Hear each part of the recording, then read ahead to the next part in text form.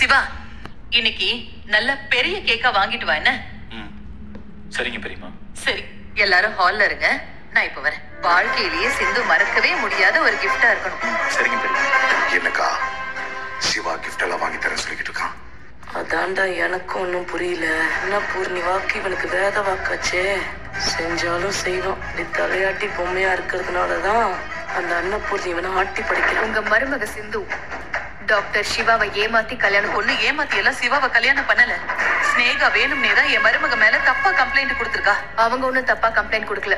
சிந்து தான் ஏமாத்தி பொய் சொல்லி சிவாவை கல்யாணம் பண்ணிருக்கா. அதனால ஸ்னேகாவோட வாழ்க்கை பாதிக்கப்பட்ட சிந்து தான் ஏமாத்தி கல்யாணம் பண்ணிருக்காங்கன்றதுக்கான ஆதாரம் சாட்சி எல்லாமே என்கிட்ட. எங்க கழுத்துல மலைக்கோவில்ல வச்சு தாலி கட்டவும் இது எல்லாமே சிந்து சொன்ன போய் உண்மை இல்லைங்கிறத நாங்க விசாரணை மூலமா கண்டுபிடிச்சோம். என்ன ஆதாரத்தை வச்சு சிந்து அரெஸ்ட் பண்ண வந்திருக்கீங்க?